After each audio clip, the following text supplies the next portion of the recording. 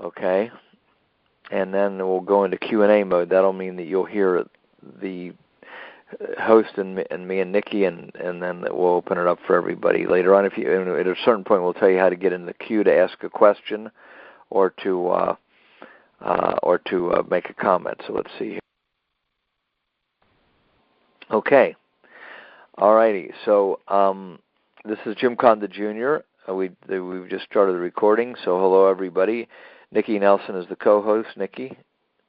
Hi, Jim, and it is June 16th, and this show is about the model state of Kansas in the county of Smith County with Ruben LeBlanc. Okay, and Ruben LeBlanc is our guest, and we have and Network America is a system that's been set up for anyone that's new that allows you to go in there and talk to anybody in the system in the whole United States. That's the big difference between many of these groups have, a lot of members, but the people can't talk to each other from state to state and county to county. And the idea of Network America is that you would go in, pick your, if you join now, you pick your national group. Everyone's in the national group. Then you pick your state. Then you pick your county. And you can also talk to the people in your county, because if we could snap our fingers, we would want to have 600,000 people in here and picking their county, so we would have a team on the field, you might say, to become run for precinct all over the country, and then would like to see patriots who are for the Constitution, for the Bill of Rights, to all to become the leadership in the Republican Democratic parties. The Republican Democratic parties control every county in the country, and then, but some people want to go third party, so they can pick Libertarian or Constitution Party, or they can set up ham radio groups or prepper groups or Second Amendment groups. It's very in the open. Now, our guest tonight, Ruben LeBlanc, is the Network America state leader for Kansas, and he's also the state leader for Smith County, which is in Kansas, or the county leader for Smith County. And Ruben informed us today that Smith County is the geographical center of the United States, which is kind of nice. It's right in the middle of the country. So, and he's calling it meet in the middle, and he has an idea to take over the to take over that county. So, Ruben, welcome to the call. Thank you, Jim. Thank you, Nick. Okay.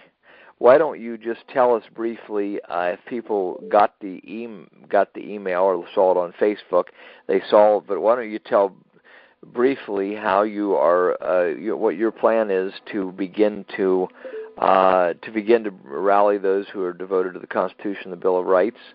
There and we also have 7 Liberty Principles, which you can see at the top of networkamerica.org or networkamerica.org/network, which is the social site, which is part of networkamerica.org. Okay, so you can see the 7 Liberty Principles there, which kind of try to expand on the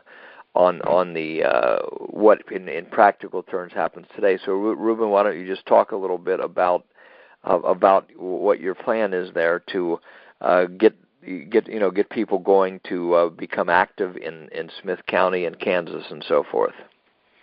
Okay, thank you, Jim.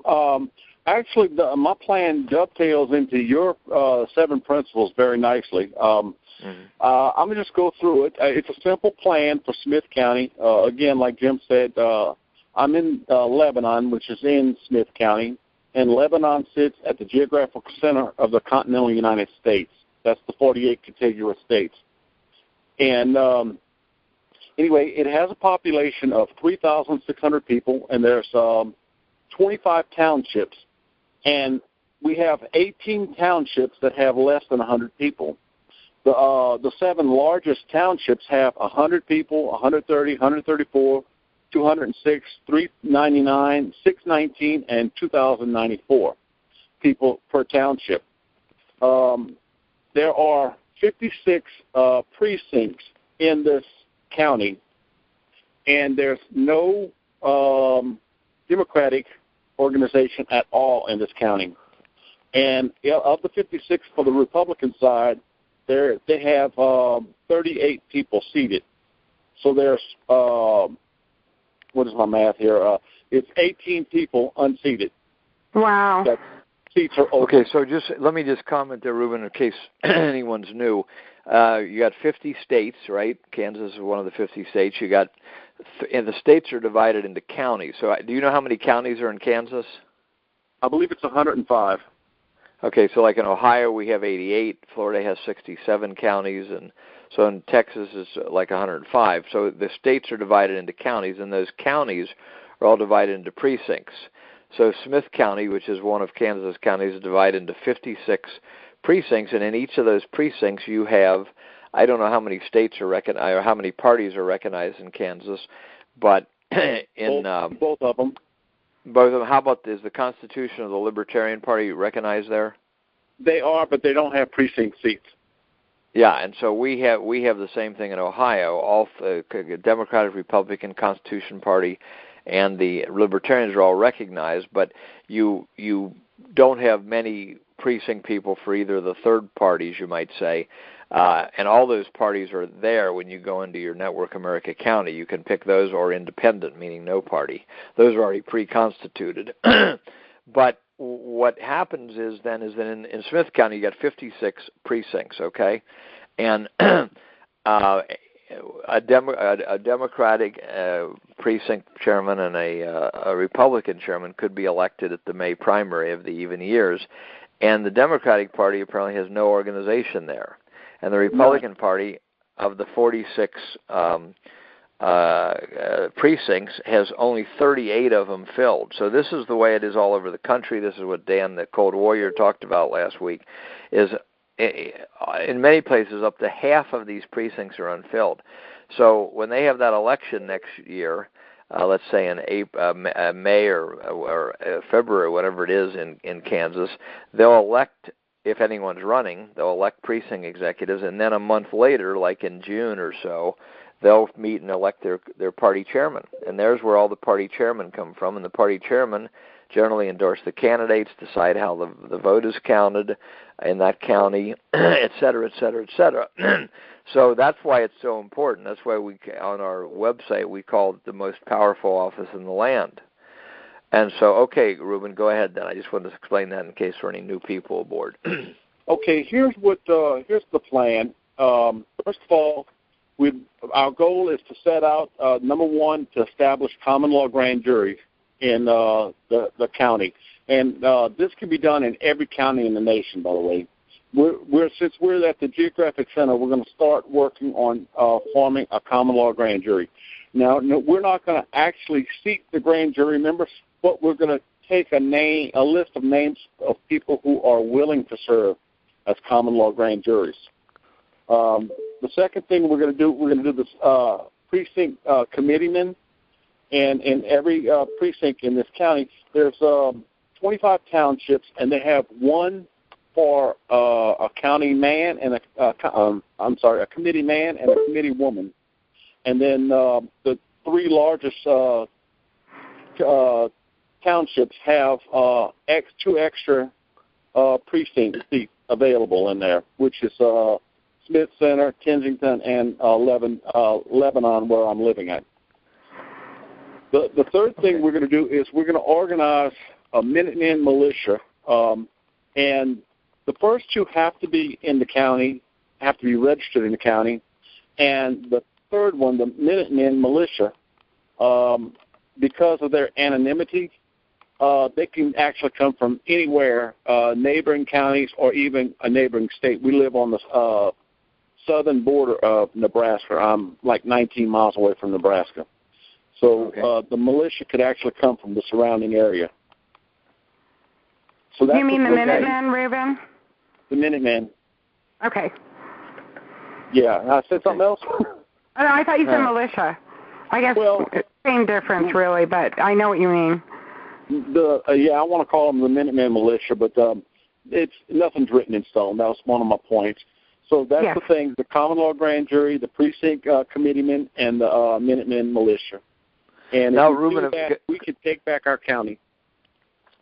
Okay, now Ruben, before you became our state coordinator, and we had precinct calls back in 2008, and Ruben was on those calls, so he's been looking at this and doing things for a long time.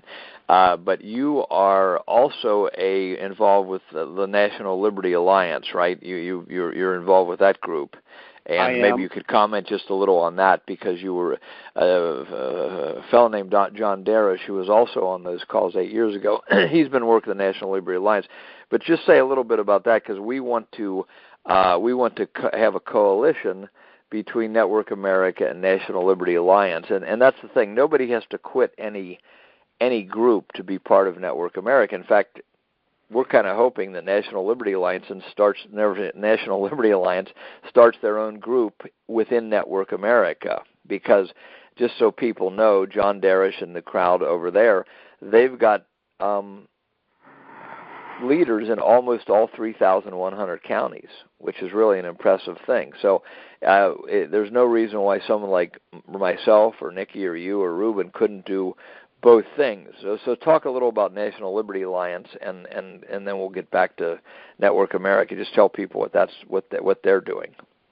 Well, it's considered the fourth branch of government, and what John and Gerard and the whole group over there at National Liberty Alliance are doing is they're bringing back the common law grand jury. They have they're working more or less as an advisory committee to bring back the unified common law grand jury of the United States. And like Jim said, they have people in almost in every county, but they have them in every state. And they're doing things behind the scenes. A lot of the stuff that they have a pretty good website. I recommend everybody go check them out. They have changed some of the things they used to do, and because, as you know, Jim, sometimes things work and sometimes things don't work.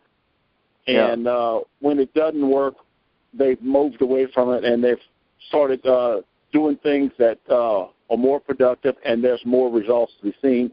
But, again, it's to hold misbehaving public officials accountable, and because the grand jury by itself, the common law grand jury, is not, when they make a decision, it's not susceptible to any court overturning their ruling.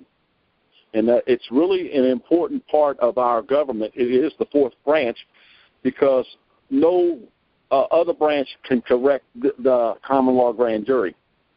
And it's the final checks and balance on the executive, the legislative, and the judicial branch. So when people tell you we can't pull a misbehaving Supreme Court judge or a misbehaving senator out of office, they're incorrect in that, because that's what the common law grand jury actually can do and will do.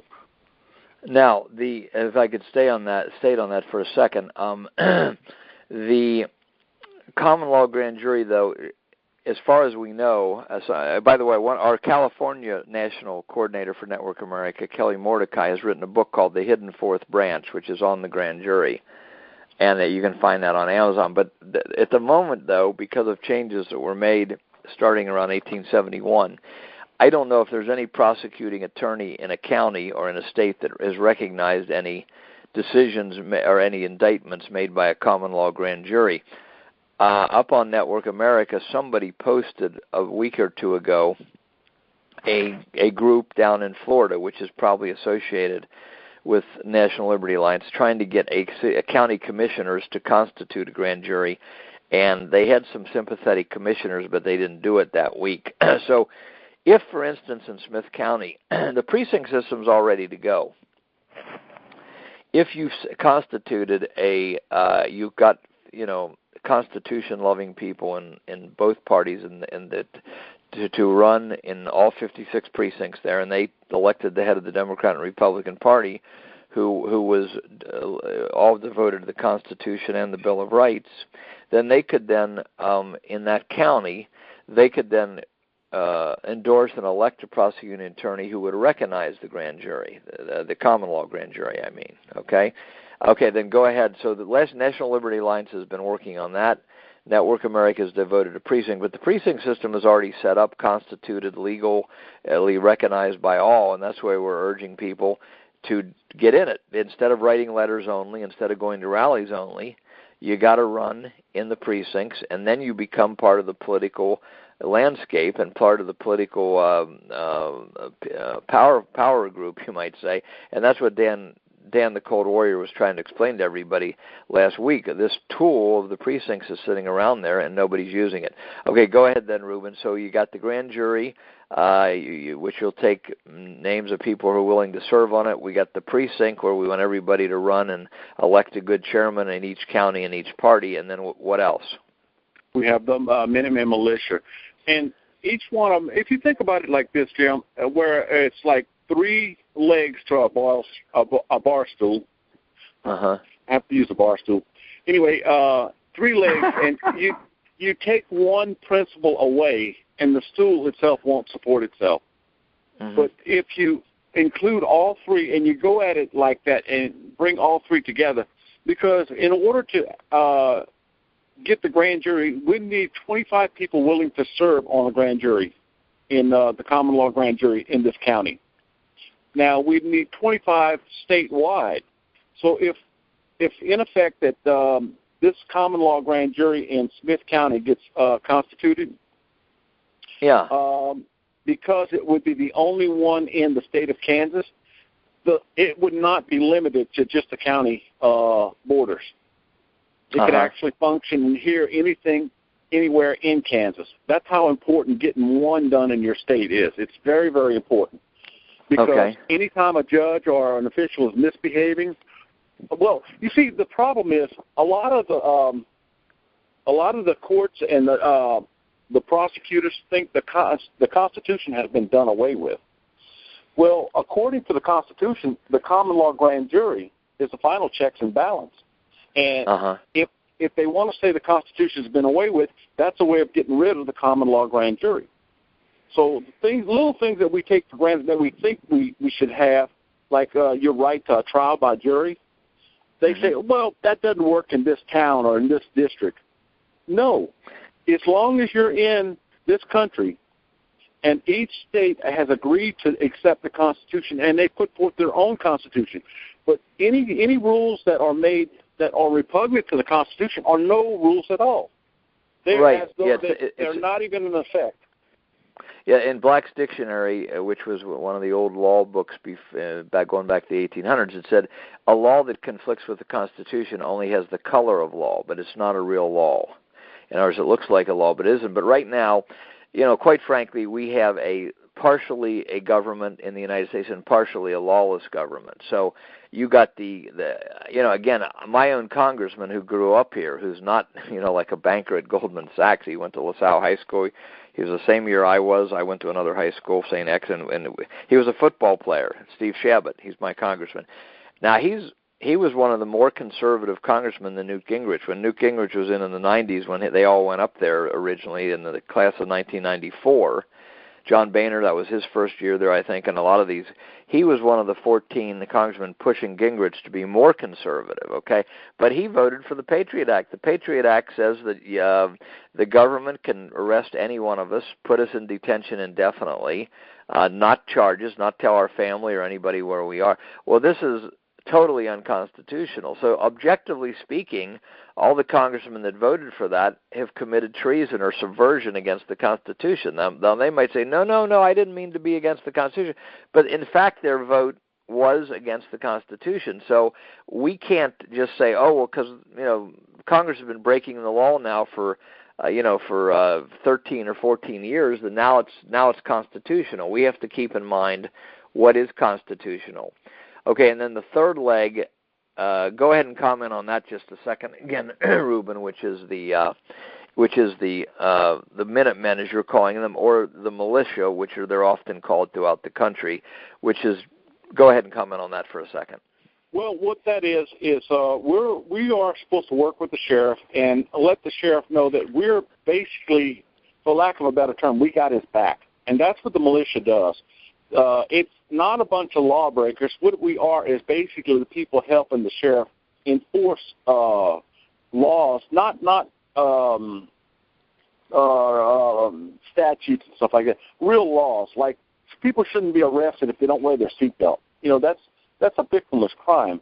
And if a sheriff is a constitutional sheriff, he will eventually start getting away from those kind of laws, enforcing those kind of laws, and only enforcing laws and spending his time and energy on fighting real crime, solving real problems like murder, theft, burglary, whatever. But the common law grand jury, I'm sorry, I'm going backwards. The militia, the Minuteman militia, is actually an arm of citizens, a group that the sheriff can actually call up to restore order or to maintain order in his county. And these people work directly with the sheriff, and it's the best line of defense because it's ordinary citizens, and I believe it's it's supposed to be every male above 15 years of age that's capable of producing a weapon or handling a weapon or whatever. But in today's society, I've known a couple of women militia people, and they are quite good with guns. So but it is yeah. To the sheriff. Ruben, let me just comment on that for a second for new people. The Founding Fathers, excuse me, we had this concept in the Second Amendment, you probably all heard of it, that the well-organized militia, that's part of the Second Amendment, okay? And what did that mean? As I said on other calls, I heard an ACLU guy debating a conservative-type constitutionalist, okay, on this, and I wasn't really that happy with what I heard. Our guy didn't hold up his end of the argument maybe 7-8 years ago, and the ACLU guy said the well-organized militia means the government. And I knew that wasn't right, but I didn't know, and the guy debating him didn't know what to say. So thankfully, excuse me, one of the greatest constitutional lawyers in the country, Dr. Edwin Vieira, who is the brother of Meredith Vieira, you've all probably heard of as being on the Today Show for years, he wrote a book, several books. One is called The Three Rights, Three, The Three Rights. One's called Constitutional Homeland Security. He's kind of tweaking that name, Homeland Security, and what would be constitutional. And The Militia of the Several States. You can see his free articles on the militia of the several states in News with Views. But his point was, and he documents it just exhaustively, the Founding Fathers envisioned a militia which was not just guys running around in the woods and practicing guns and survivalists. We're certainly not against that on this call, and I'll come back to that in a second. But the way it's supposed to be is that at that time, every able-bodied man in some states between 15 or 18 and 45 was the militia. Every able-bodied man. When the country was founded, around 1800, you had to go for training for 1 day a year, I believe, and if you didn't, you could be fined $50 or whatever it was. You would be fined if you didn't show up for training, and I don't know if they got to enforce all that or not, but that was the idea. And why did the Founding Fathers envision a militia? They envisioned the militia so that, one, in case there's a big natural disaster like an earthquake or like Katrina or like what happened in New Jersey with Hurricane Sandy or whatever it was a few years ago, the militia could come out and help the people. Two was in case we had foreign invasion, that everybody in the country would be able to, all the men would be able to pick up their firearms and defend the country. But mainly, the Founding Fathers were worrying about the federal government getting too powerful. So the militia then was constituted under the governor and the county, maybe the sheriff in each county. So they were to support the sheriff, as Ruben said, and support the state. Now, today, we're probably going to look at modifying the 7 principles. If you go to networkamerica.org or networkamerica.org.network, you'll see there the 7 liberty principles. And number 2 is, number 1 is to implement the precinct strategy. Number 2 is revitalize the Second Amendment. And in there it says we must also restore the implementation of the first clause, which instructs each state to organize and train well-regulated disciplined forces under the governor and under the designated local official in each county to repel foreign invaders, to aid the citizenry during natural disasters, and to restrain public officials from violating the constitutional rights of citizens. Okay, now, the point that is important here is that, today you could have women who wanted to volunteer, could be part of the militia too, because they have firearms, and the women aren't all at home on the farm anymore, as was the case back in the 1700s and early 1800s. But that could be the case. But because the governors are so corrupt today, and again, maybe each governor wants to say, no, I'm not corrupt, but actually they're all basically implementing the agenda of Goldman Sachs and the Fed and the big banks, which is moving us away from the Constitution of the United States. So we're probably going to change that to say that the local people in each county, the militia, would get together, like at a county convention, elect their leader, the militia leader in their county, which Dr. Edwin Vieira said that's perfectly fine. And then the state militia leaders would get together in each state and elect their state militia leaders. So now you'd have a governor, and you'd have the state militia's leader. So the militia would be independent of the governor, but if the governor's doing the right thing, they support the governor. If the sheriff's doing the right thing, they support the sheriff. But if they're not doing the right thing, it's the militia and the grand jury and the precinct people who bring them to task. And now there's nobody bringing these public officials to task. The Founding Fathers had this set up, and it kind of fell into disuse before the Civil War. It was ended basically in 1903 in favor of the National Guard. But we want everyone to realize that we want to constitute this again so that we have the proper militia.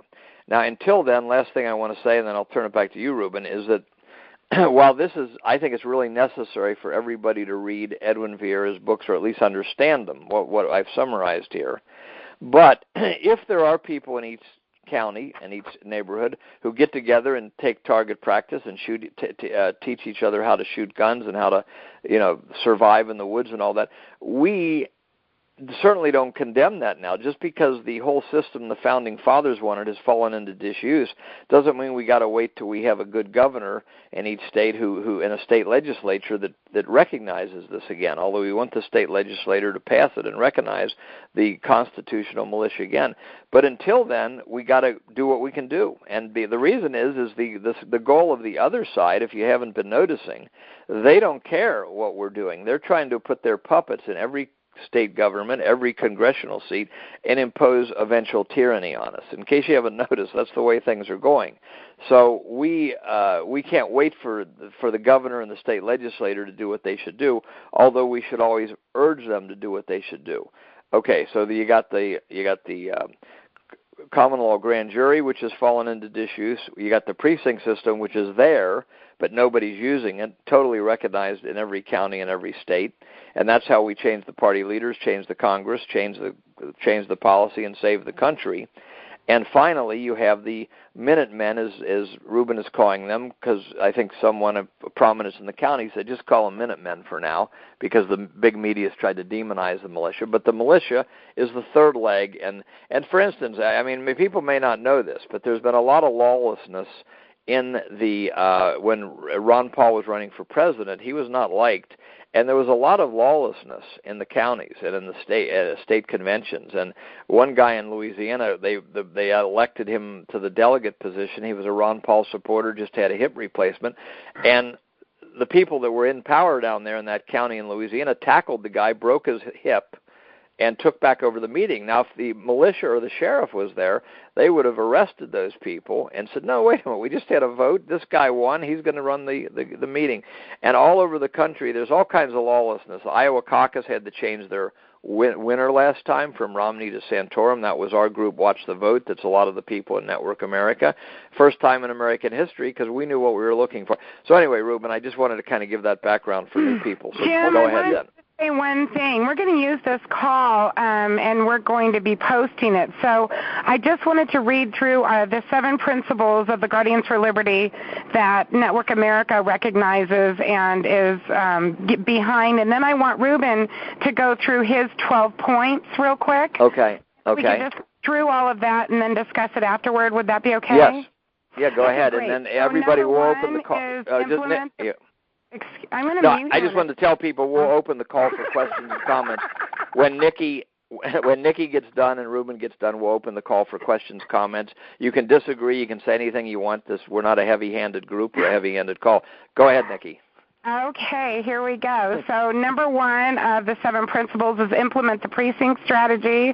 Number 2, revitalize the Second Amendment. Number 3, restore transparent elections.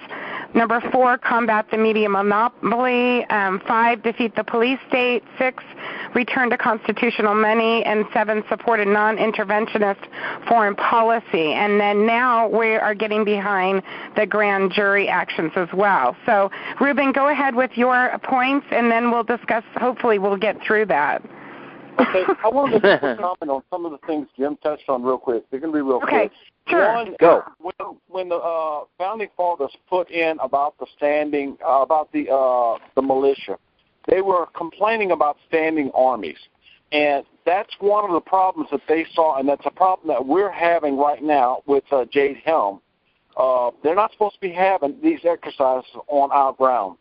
The second thing is the militarization of the police force, which you just touched on, Nikki, which, again, it's a form of militarization, and it's not allowed. The third thing is martial law. Now, martial law is not part of the Constitution because the only way a martial law can be declared is in an individual area by either the sheriff or the governor. The president cannot declare martial law and invade that area with troops. That is not allowed. The Constitution has no provisions for that. In fact, Dr. Vieira actually touched on those things. So the militia is a very, very important part. It's the one thing that guarantees us our right to freedom of speech, our right to bear arms. You know, so without the militia able to back it up, and we can have a secure common law grand jury without corrupt officials using the police force and whatever to pull us out, or the same thing with elections. We can secure our elections with the militia. So we can do everything, but without the militia, we still have no actual power. But with the militia, we have backing. We have a foot in the door that says, we are your equal, and we will not take this. You will not do this. You cannot go there. Okay, now, Ruben, also comment on, you told us earlier this afternoon when we were doing a little prep for the call. Tell us what Smith County says about elections, because people don't realize this. In each county, it's the county that controls how the votes are counted in each county. So right. you have a little better, more explicit situation there than many counties. So tell us about that for a second. Here in Kansas, it's a home rule charter, and I was checking with the clerk today, and each county, it's up to them to decide how the election is cast and how it is voted. Now, myself, once we get these precinct executive committees in and we start actually functioning, we can demand paper ballots and count the votes before they leave the precinct. Keep them right there in that same building and count them right there. Are we too incompetent to count our own votes? Lebanon here has 136 people. I mean, how long would it take 2, 3, 4, 5, or one person to count 136 votes if everybody in the town voted? Of course, and the largest precinct has 2,094 people. How hard would that be to count up to 2,000? If you had 20 people, that each of them count to 100. You know? You'd have 40. In the way they did it, you'd have 20 teams of 2. They would sit there and count the ballots, and everybody could stand around and watch at a close range. I mean, it could be like right over their shoulder, provided nobody disrupted the count. Okay, and so this is critical. The Minuteman militia could actually guarantee that nobody touches that ballot that can't. That's not part of the counting team. So and they would also guarantee. We can always call them in. Yeah, and they would also get. Go ahead, I'm sorry. Go ahead. No, go ahead. I was going to say, if we don't have them recognized, if they're not organized, we couldn't call them in and say, this is what we really need. We just need your protection, because the sheriff can't be everywhere all at the same time. Right, and the precinct people and any citizen is from any party or an independent can be there. And the main thing is you don't let those ballots. See, a lot of people say today we're so disoriented since 1971, and in 99% of the counties outside of half of New Hampshire at a November election, they take the ballots away from the people and run them through 4 4 big companies control the election. Nobody sees a ballot on Election Day. No local people, no candidates, no local press people are allowed to see anything about the ballots. You'll be arrested. Don't believe me, call your Board of Elections and say, how can we count the ballots, on Election Day? We're not anarchists. What's the rules for citizens counting the ballots to make sure the computers aren't, misprogrammed by accident or on purpose? You'll find out you'll be arrested if you try to see any ballots. The exact opposite of what the Founding Fathers envisioned, right? This is a serious problem. We won't divert into it unless people want to talk about it this call. But I want to be real practical and make people give people something to think about here. I don't believe Barack Obama was elected over Mitt Romney in 2012. And it was neck and neck until suddenly everything went haywire at about 9:45. And Karl Rove, again, I don't want to be joined at the hip with Karl Rove, but he was on Fox News. He said, this can't be. And a big debate broke out for a while. Nobody in that election saw a ballot. To this day, Mitt Romney didn't ask for any recount. Nobody's seen any ballots. It was announced by the 5 TV networks in New York City through their group National Election Pool, which most people have never heard of course, because they don't tell you that they own it. And they announced the winner. They announced who won in every state and every county. Nobody had seen a ballot, and to this day, nobody has seen a ballot in the presidential election. So this is how dictatorships are. Go ahead. I can tell you why Mitt Romney did not throw a fit and a protest or anything like Al Gore did. Mitt Romney knew that he actually had the thing stolen from Ron Paul in several states. Louisiana, like you said, was one of them. Yeah. And the delegates, he went out and won the delegates. And the states that were thrown out and went back to Mitt Romney kind of got a taste of his own medicine when Barack Obama did it to him. Yeah, and these are probably the establishment was fighting. I just want to make the point, though, even if you think what I just said was crazy, that I don't believe Barack Obama won in 2012, even if you think that's crazy, we still have illegal and unconstitutional elections by the Supreme Court and by all the state laws that you can't have secret counts. But we have secret counts, just like any dictatorship does. And this has been, the people have been fooled. They've been fooled. They don't even know what the law is or what it should be. They just go home and watch, Dan Rather in the old days, or now you have, I've lost track of who Brian Williams has been fired for lying. So whoever's the anchors, they watch him announce the vote, and they say, okay. And this is crazy. This is why we got to change it back. So, okay, go ahead then, Ruben, and finish your points. It's paper ballots, but they're counted by, I think it's SS&E. I think that's a ES&S. Election System. Yeah, actually, Election System and Software is out of Omaha, Nebraska, and it's the biggest. It counts 60% of our counties. The counties sign a contract that they're not allowed to see the program, and so it's one of the 4 companies: Diebold, ES&S, Sequoia, and Hart, which we use in Cincinnati. Those are the 4 big companies, and they count about 96% of the counties.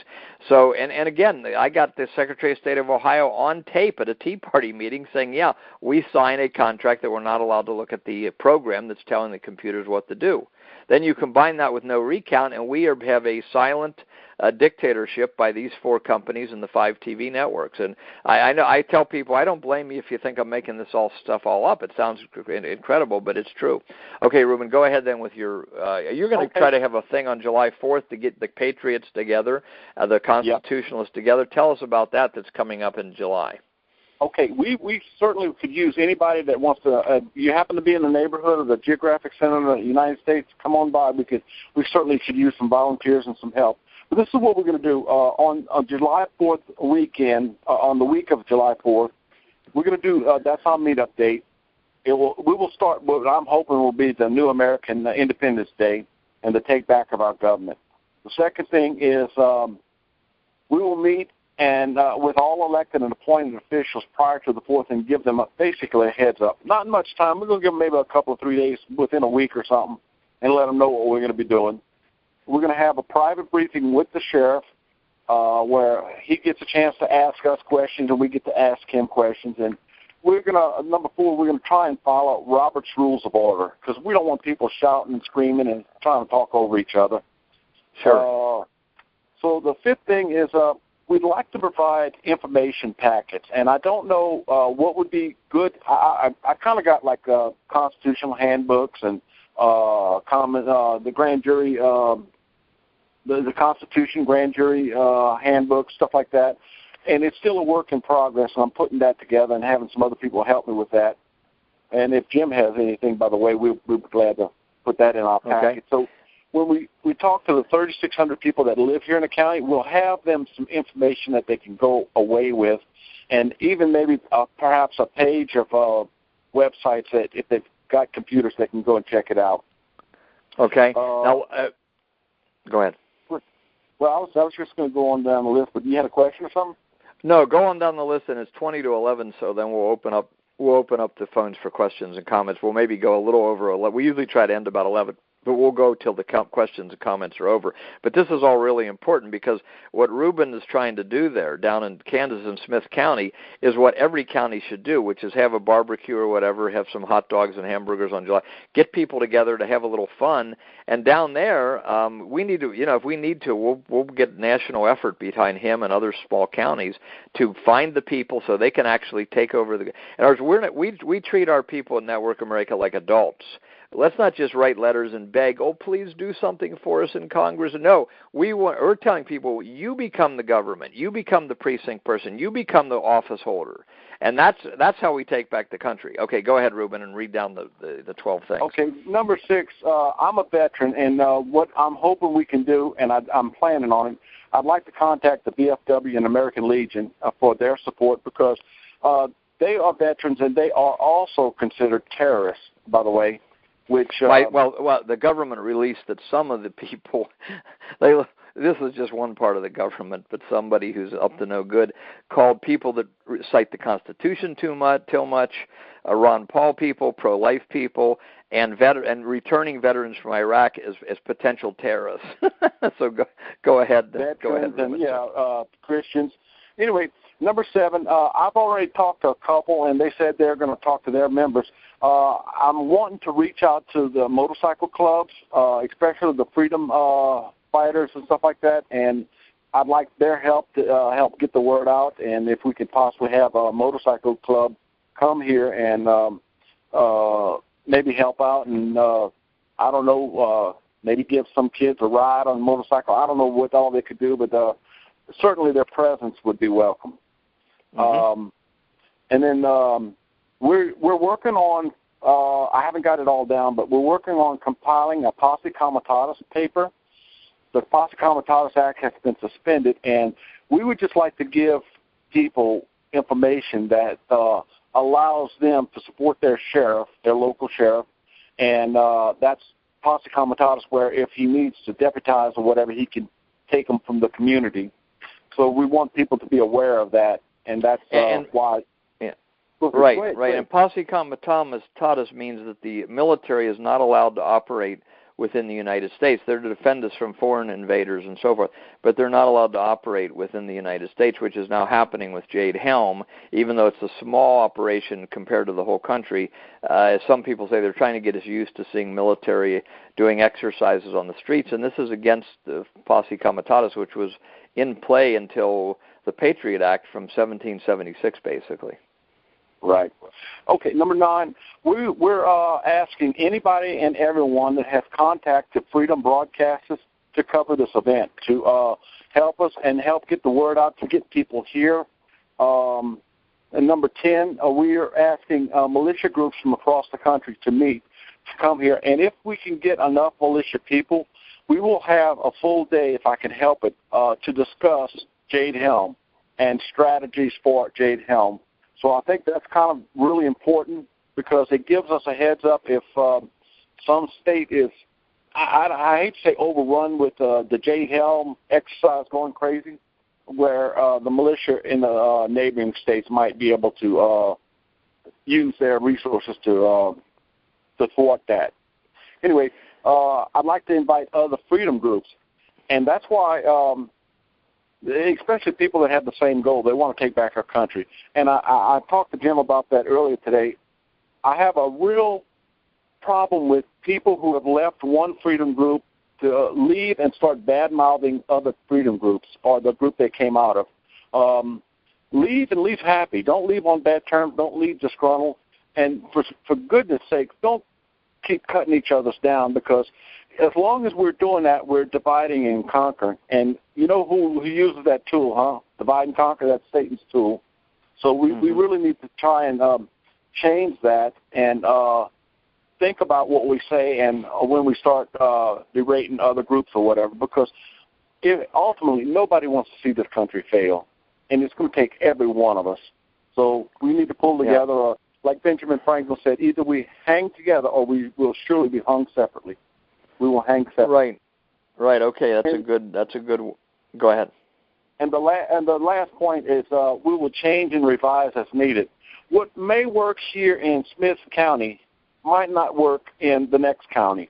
So if we can do this, we come here, we practice, we get this thing, and we get it done, we could take this to all counties across the country. You could take it home with you, and, and we could start working together to get other counties, I'd like to call them reconstituted, getting back to the Constitution.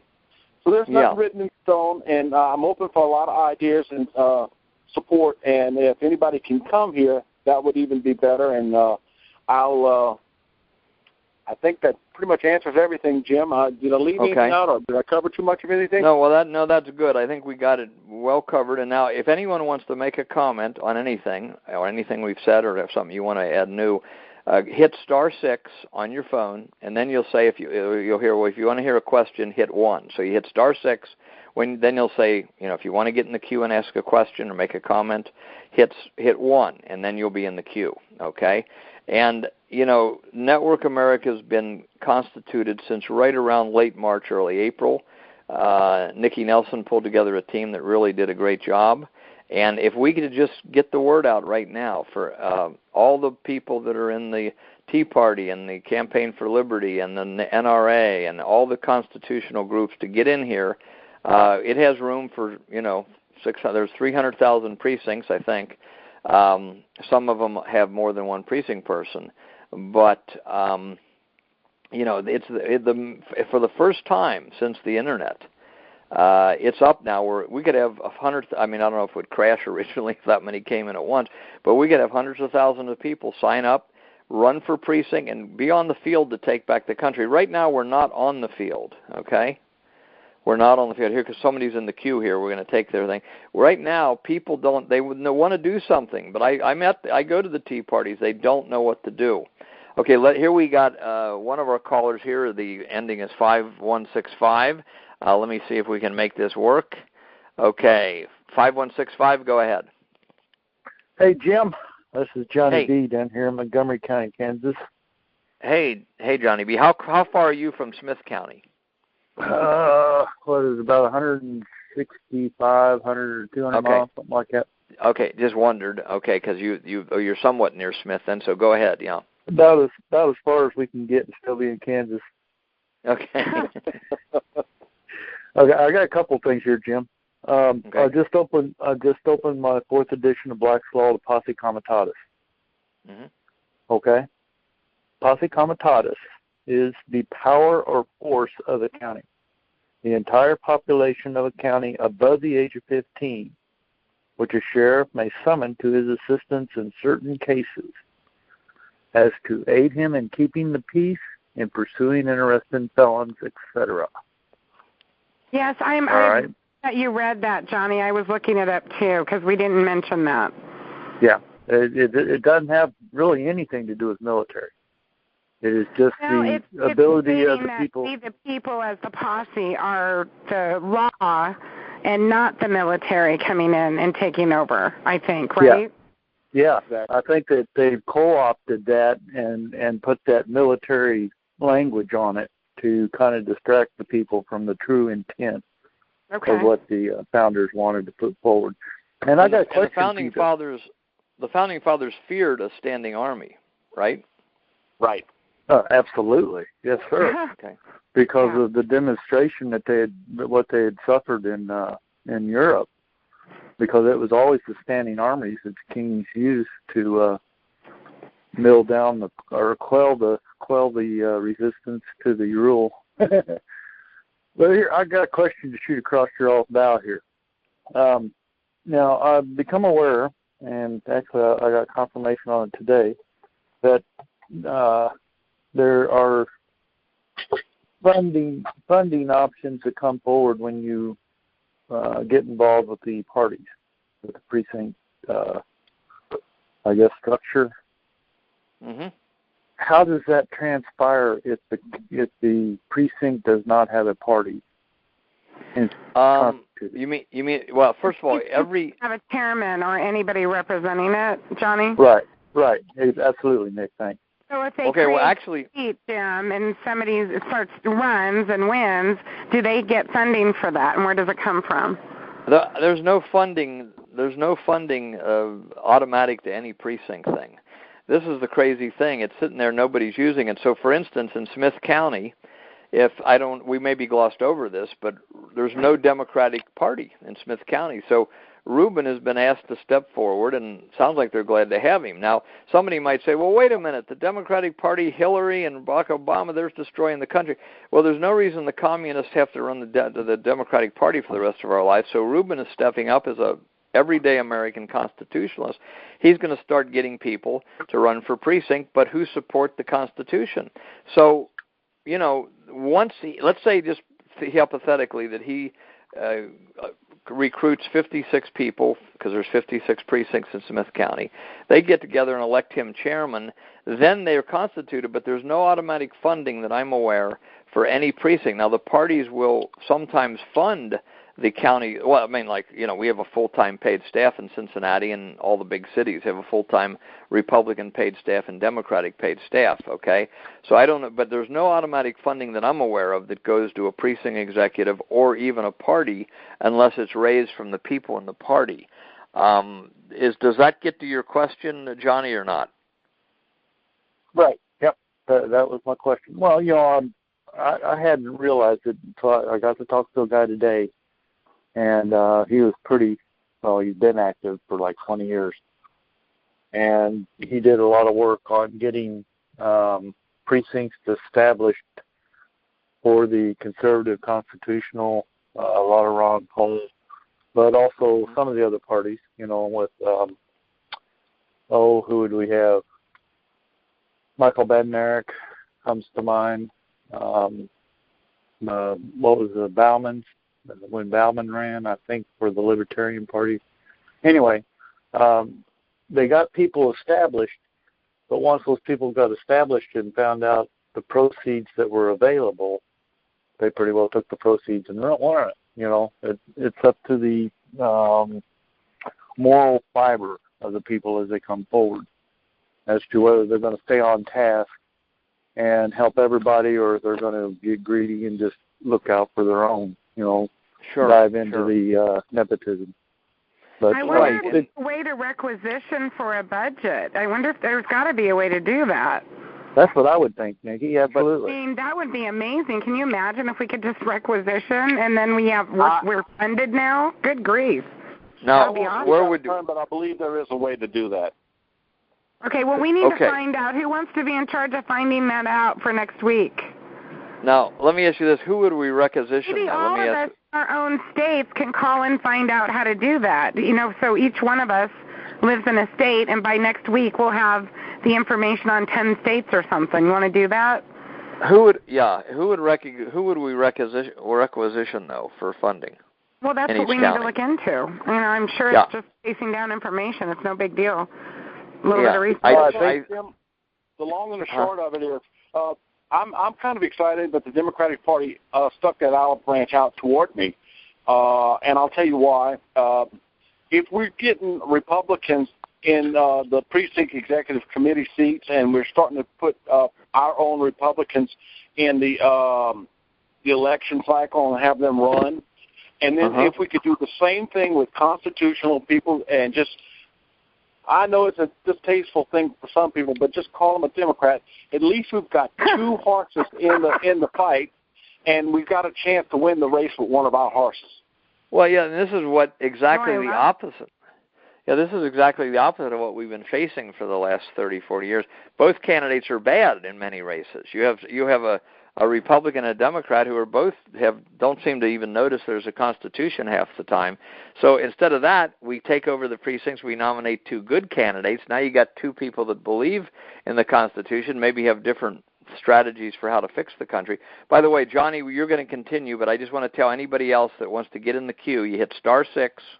Then when you get in here, it'll say hit 1 if you want to ask a question. You hit 1, and then you'll be in the queue to ask a question or make a comment. So go ahead, Johnny. You said you had more than 1 point. Well, that was the main thing was that funding. I would think that a good place to come from is most of the states. I'd be surprised if all of them doesn't. They have a state chair for the parties, and then it bleeds down into the separate districts. The county, so, the county chair. Yeah, no, your state. You've got a state representation. They kind of handles the whole thing. They're like you're an talking administrator. You're talking like for each party? Right. Yeah, but then there's also a county. There should be a county. Right.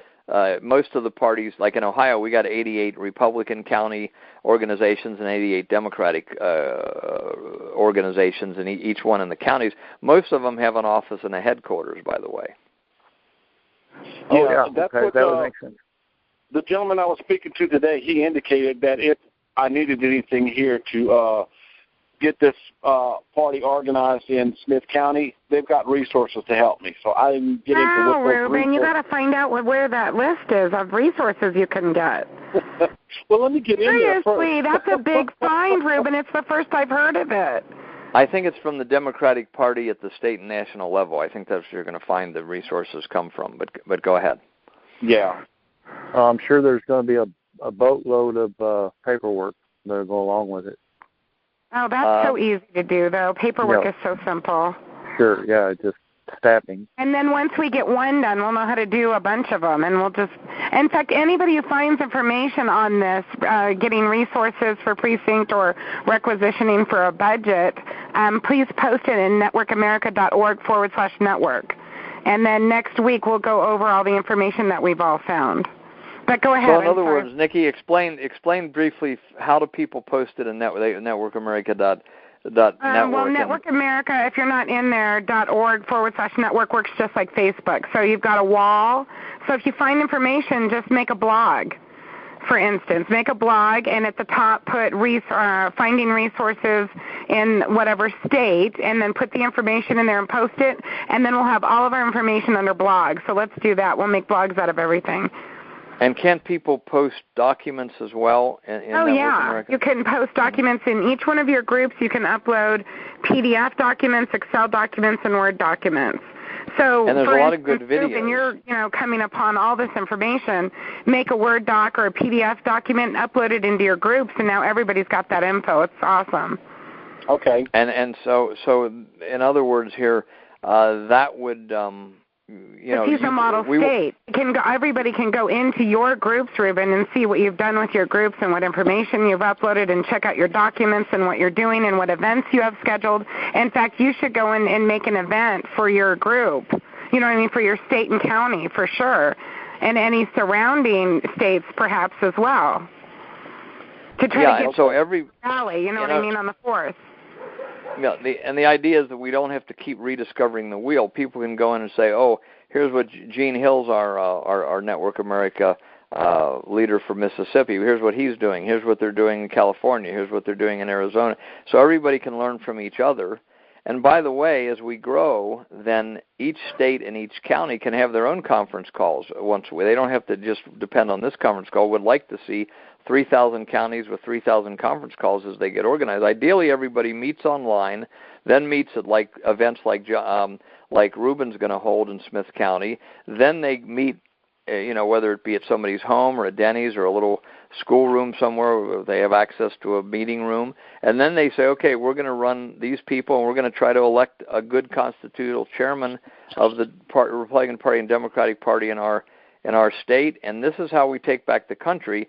Most Americans are unaware of that meeting that happens in May or June or July and sometimes in August in each county where they elect the party chairman. We're not present.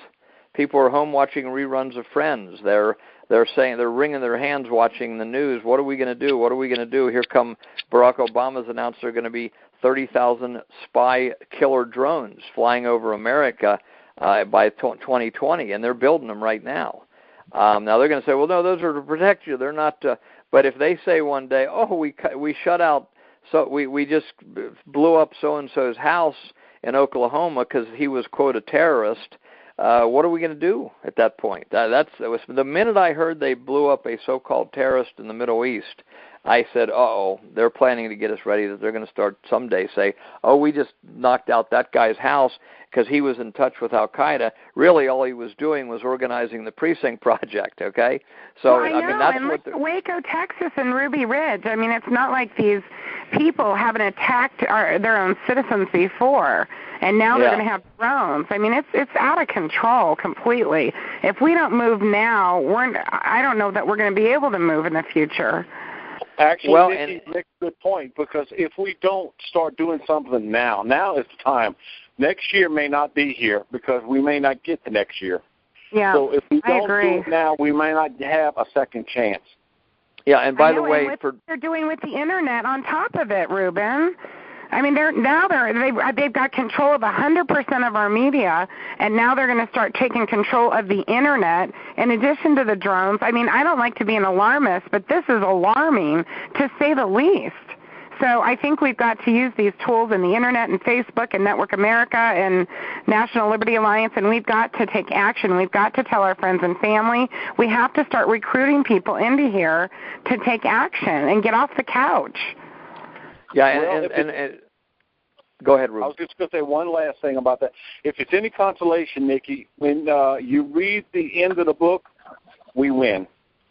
So, I hope so. We'll win. I mean, we have power in numbers. We outnumber these psychopaths in charge, we don't outnumber them if people aren't getting up and taking action. We need to outnumber them physically. We need the power of the pen and the sword, and that's why I was so excited when I read your plan today, Ruben. It was really a boost to me, and I've been in this for, 10 years in the freedom movement, and I'm really excited about it.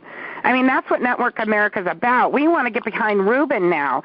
So on World News Directory and the Liberty Beacon and all of our websites, we can start promoting what he's doing in Kansas to get him support and set up the model state for the United States. We should do this. It's a focus point. I mean, if we can't pull together a few thousand people to help set up a model state to take back the country, then we're doomed.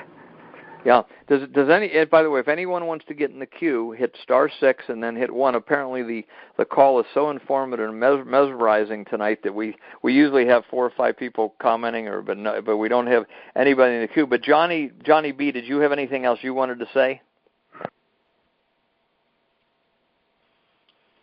Johnny? Hold on, guys. I'm trying to get back around here. Okay. I had to get my mute off.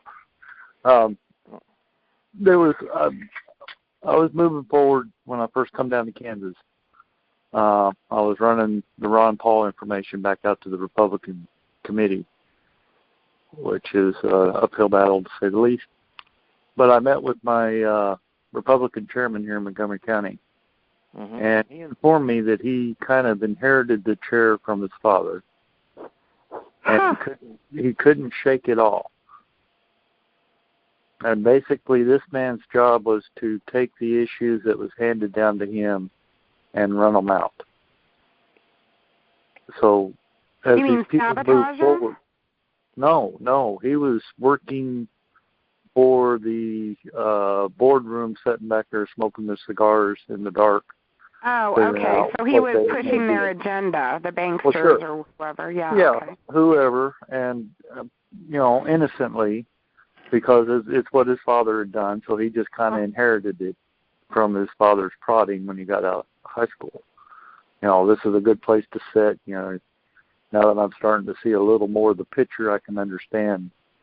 There's quite a bit of influence that goes on from that position. Absolutely. So it's another piece of our education that we've lost because of the federal schooling. There is a different kind of mentality in New York and Washington, D.C. at the top of the funders who are behind both parties at the top. it's a different kind of mentality. It's not the everyday American. They want power. They're maybe just the technology is available now, and they want to listen in on everybody's phone calls and all this stuff. Well, this is against the whole spirit of freedom and so forth. So the point is, though, is that as bad as that is, and as bad as clever as the people from the Fed and the big banks have been in setting up so that even the guys out in rural America are supporting this agenda away from the Constitution and towards what some people call the New World Order, the main problem is still that we Americans who want to do good are not in the game. And this is where Network America is way different than most groups. We're telling people exactly what to do. And if you know exactly what to do, all kinds of fireworks will happen. But we got to get, several million Americans who want to do something off the couch and working in the precinct system. Takes 20 hours to 40 hours a year for most people. And, Alexander Solzhenitsyn said when they were in the gulag, when the communists had taken over and they were in the gulag in prison, they were all saying, gee, if we had just done something, if we had just resisted, we wouldn't be sitting here for years in prison. And that's what we got to think, too. We got to do something, not just sit around and wait, but most Americans still don't know what to do. So if anyone wants to get in the queue, then I'm going to say again, hit *6 and then hit 1, and you can make a comment or question. So, Johnny, did you have anything else? Well, the only other thing that really come to mind when you all was talking about the drones overhead and Waco Phase 1, I don't know if anybody's caught the news on Waco Phase 2 with the quote-unquote biker shootout they had at the sports bar. When we heard that? about it. This is a few weeks ago. We heard about it on the news, and And I'll tell you what was heard by people watching Fox and CNN and so forth is that the bikers kind of got out of control and shot each other at this bar. Okay. We're starting to get more of the story, but because it's not on the front page no more, it's kind of falling between the cracks. There was being a bar atmosphere, there were problems with disputes that would go on, and the local law enforcement was bringing pressure against the bar owner to either press charges or become a confidential informant. And of course the guy says, you want me to inform all my customers, are you crazy? Anyway, the backstory on this that's finally starting to leak out is that it was a sting operation set up by local law enforcement. Huh. And the majority of the people shot were shot by law enforcement, and most of them with high-power weapons. So they were sniped as they came out. Well, it says that they're filing a federal civil suit. Well, I hope from what I just looked up. But it was a carelessness from the justice system. Yeah, it was a sting operation that. Whether they planned for it to go the way it did. I mean, when you're dealing with bikers, now I've been around bikers quite a bit through my years, and they're like any other group. You've got one or two malcontents, but they do their best to keep those people subdued as much as they can. But you want a cohesive, tight-knit group that are really devoted to freedom and being able to carry themselves with responsibility. You ain't going to find another one more devoted to those two causes, because they look out for their own, but they'll also look out for the people around them. But I just wanted to throw that in there, guys. Clay Douglas of the Free American website and formerly magazine, I think it may be online now, he has had a radio show on the internet for 20 years probably, and he was the first one that told me that was not what it appeared down there on the news. It just appeared like two guys got out of control and started shooting, and everybody started shooting. But he said there was more to it. And so now, let's see. So, sorry to distract you, Jim. I just had to get that in there. No, it's important. And I want most of our news stories, they'll get that big splash out on the page, and then we never hear the back story. Right. That's a failure of our press. And that's one thing I really like about John Dresch and them with the NLA is they're bringing a lot of pressure to bear on the news services to actually give us the whole story instead of just the hot button topics. So. Now, I just want to mention that, Dan, the Cold Warrior of Arizona, he challenged last week or 2 weeks ago for somebody to come forth with one case in the United States where any prosecutor recognized a common law grand jury or anything they did in the last 50 years. I'm still not convinced that there's one case that's happened. I'd be glad for someone to document it so we could check it out and really explain it. But I think that the prosecuting attorneys are ignoring any attempts at a common law jury. And down there in Florida, I guess it's the NLA, National Liberty Alliance, they were approached that video. You can watch that video. It's still on Network America if you scroll down enough. You can see it. It's also on YouTube. And it really is a sophisticated video. Whoever filmed it, I think, really did a great job, don't you, Nikki? Yeah, I love that. Now, Johnny, you posted that. Were they part of National Liberty Alliance, the people in that video in Sarasota? They were part of the national movement early on, and then there was a small family spat that came up. But okay. I understand they're trying to. Yeah, I understand they're trying to mend up the dispute, and they're trying. Okay, but they were proceeding on the proper principles there, and it seemed like several of the. It seemed like they were trying to follow the federal guidelines on the performance of what the grand juries are for. Now, another real good case, a really, really good one, was Hoppy Heidelberg in Oklahoma City. He was actually fired from a grand jury investigation into the bombing in Oklahoma City. Yes, I remember. I heard of him. It was back in 1996. Right? That is an awesome story. 95. If you can find, Hoppy Heidelberg did quite a few video interviews. And there's a movie out there that, what is her name? Premind Films, I think, is A Noble Lie. If we could get that video posted, oh my gosh, I mean, it really lays out a lot of the backstory that nobody's heard on Oklahoma City, and that was actually another sting operation performed by the Justice Department. Well, see, this is what is I know we're going to have, anybody that's against the police state should be with this group, with Network America. Anybody, because we're not, we don't ask anybody to quit National Liberty Alliance, for instance. We urge people to support them. We don't urge people to get out of Campaign for Liberty or get out of the Tea Party. We urge people to take the education they learn here and go in there. By the way, let me tell you something, everybody, that's kind of encouraging. I learned about Precinct in 1988 from a guy named Rick Herron, okay? Rick Herron is here in one of the counties, and he learned when he went to, Pat Robertson was running for president back then. He learned when he went to a Liberty function of Pat Robertson when, I can't remember what they called the committee, but Pat Robertson was basically trying to set up people in the precincts to so that when he ran for president, he would have supporters, and he wanted people to get involved in the precincts, okay? Because Pat Robertson, in those days especially, he's now I think almost 90, but he was very much speaking up for the Constitution. I voted for him in the Republican primary in 1988, even though I didn't agree with him on absolutely everything, so mainly foreign policy. But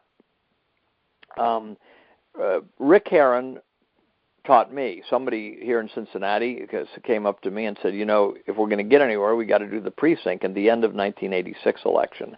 I said, what's that? And then Rick, on Network America, you'll find somewhere the most powerful office in the land, which is the talk that Rick gave back then.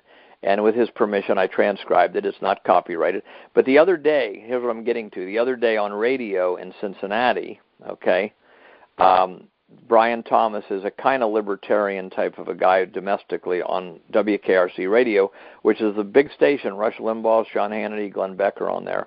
And he's on from 6 to 9 in the morning, or 5 to 9, 5 a.m. to 9 a.m. And they had Rick Herron and 3 other people. Rick's about my age. He's still acting. And they are now constituting. If you look at our video, at networkamerica.org, we're getting an echo all of a sudden for some reason. But if we look at our video at networkamerica.org, then you'll see that in Warren County, Ohio, they took over 100 of the 166 precincts there. That's right next to Cincinnati, and they elected a guy named Warwick, Mr. Warwick, W-R-W-I-C-K, as their chairman. So they really worked it right, and Rick Herron was guiding them. Well, now they're doing it in all 88 counties in Ohio. And Boone County in Kentucky, the good guys took over the Republican Party, and same with the whole state of Oklahoma. They took a step in the right direction. So they're trying to get this going and consciously going, and at least they're getting people working the system. Now, there is some of the things that maybe even people on this call, they're hearing things for the first time. They're saying, what kind of a group have I hooked into here? But if you're against the police state, if you like America the way it's been for the last 50 years, most of us have been alive, then, practically speaking, at the local level, then you'd belong with us. But somebody might say, well, what did Johnny B just mean when he said that it's a false flag, or I don't know what you called Oklahoma City, a setup, you said. Hold on one second here. I got to stop this. Okay. Well, that's an important thing to discuss is if you're not aware of what a false flag is, then we're set up for another false flag. This is where one group does something and they blame it on another. And, people that study it, and everybody doesn't have to agree with this, but most people that study Oklahoma City, Waco, 9/11, these are false flags. And ever since 9/11, whatever you think happened there, you'll notice that the government's got us in 50 years of war in the Middle East, and they're moving for the police state here at home. They're already admitting they're tapping every phone, every email. This is totally against the Constitution. So anyway, there's a lot of interesting things you can learn here, and those people that are running for precinct across Ohio, we need to rub shoulders with all our fellow Americans and try to educate them on a lot of these things that are not getting over any of the major media. So, okay, well, listen, I'm going to ask everybody then to Nikki and Ruben. Thanks, Johnny. Nobody else got in the queue tonight. That's okay. But we're going to open it up for general discussion. Anyone that wants to stay on the line can talk amongst yourselves, you might say.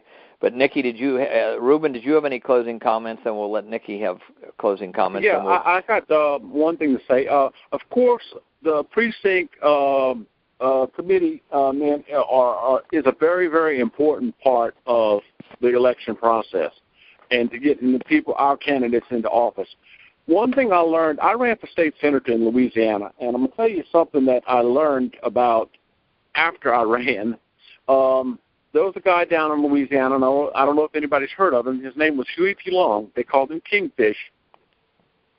But any election he ran, he won. And the reason he won, he would take the largest, back then he was a Democrat, he would take the largest voting population of the Democratic Party, and he would concentrate on the largest 10 districts for the voting block. And once he got the largest 10, then he would kind of move to the 15, to the 20, whatever. But the largest 10 usually contained most of the vote. The largest 10 precincts. And like I said, he never lost an election. And in Louisiana, there's still, I know it happened way back in 1936, but there was a lot of speculation that the chicken in every pot, that was his idea. But we think in Louisiana, let me put it that way, that Franklin Delano Roosevelt had him killed because he would have been a real threat for the presidency. Yeah, he had a real working machine. That's when they actually counted the votes. The machines didn't count the vote, but he would use his strategy of taking the largest 10% of the precincts and concentrate his effort there. And once he got that locked up, then he would filter out to the other areas. Yeah, and he was a quote lone gunman, walked up and shot him to death at point blank range. He was basically recognizing that we had we had the products, we had the labor, we had the raw materials, but another man back then who was the original Rush Limbaugh, maybe you've heard of Father Charles Coughlin, he had 20 million listeners on the radio in the 30s, and he started out supporting Roosevelt. Then when he saw Roosevelt was not serving the people and serving the banks, he turned on him, And he said, we don't have a product famine or a food famine, we have a cash famine, meaning the banks at the top were not putting out the Federal Reserve was in by then, and they weren't giving the people the cash they needed to run the country, to do business and commerce. That's the only reason the banks exist, is to issue enough cash, enough money, so that we can do business and commerce. And, of course, this is happening now again. I don't care what they say. Somebody, I don't know what I was listening to. Oh, Donald Trump today announced, and again, I don't want to be joined at the hip with him on everything either, but he's going to stir this thing up. And he said in his address, I didn't hear it all, but he said the unemployment rate is not 5%, it's 20% in the United States. I mean, that's pretty big for a guy who is nationally recognized, and quite a bit. I'm not endorsing Trump. I'm just saying he is greatly feared by the major media talking heads. They're really attacking him because he's just a maverick. I think he's basically an establishment guy, but he's a maverick, and he's saying things. And he said, it's 20%. Now, the reason it's 20% is there's not enough cash flowing in the middle class. The banks took $17 trillion out of the economy in 2008, and they're trying to buy up Europe with it. That's why you hear all this greed. But the point is that we have a cash famine again today. Now, the reason we're living so much better than the 30s is the inventors, the technology. The average person on welfare today lives better than the kings of the Middle Ages because they got cell phones, they have cars, they have transportation, they have televisions, computers. So it's the inventors who have kind of thwarted the idea that, we live pretty good lives thanks to the inventors. But if we had the precinct system in place all over the country, if people were doing that, which can happen right now if we spread the word, then we could fix the money system. This idea that the kids, the 20-year-olds, I'm 62 now, and I hear them telling the kids, you're in debt $60 trillion, you'll never get out of debt.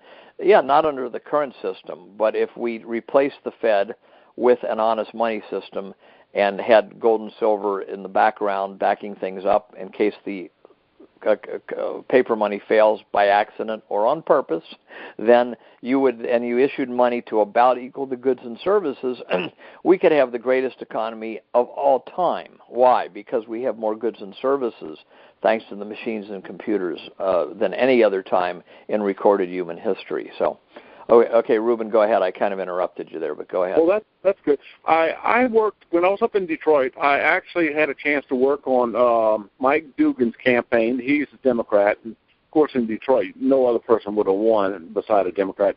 But anyway, I had a chance to bend his ear one time when he had a appreciation dinner for all the people that helped work on this campaign. And I was there, and I had a chance to talk with him. I said, Mike, if you really want to do something that would remove Detroit from bankruptcy and never let it happen again, if you just establish your own bank in the city, and all the money that came into the city goes through that bank, and all the employees and everybody's paid out of that bank, whenever you need a loan, you could borrow money from that bank interest-free, and then you pay it back. That way you're not paying back twice the debt from the interest and from the principal. You just pay back the principal. And you can build any road, any bridge, do any project you want, and you never have to go to banks to ask for their money. It's all there in the city. And he said, give you an example of that. I told him, I said, North Dakota has a $6 billion surplus because they own their own banks. Yes, they're a great example. Yeah, I was just about to mention North Dakota because if you search for Ellen Brown on the internet at Google or search for Ellen Brown, you'll see a bunch of articles that she's written about this, and she's urging all the states to do this. I'm not completely clear how that works vis-a-vis the Federal Reserve, but that's why North Dakota is booming, one reason. And so it's crazy, if you got the manpower, you got the people ready to work, you got the raw materials, and you have a bridge that's falling down, and then they say, well, we can't fix the bridge because we don't have any money. Well, that's like saying we can't finish your house because we don't have any more inches. We don't have any more feet. We don't have any more yards. Money is a man-made thing. As long as money is issued to about equal the goods and services that are being produced, you're not going to have inflation. So if you've got the manpower, if you got the raw materials, and then the government can safely and constitutionally issue the money to make that project happen.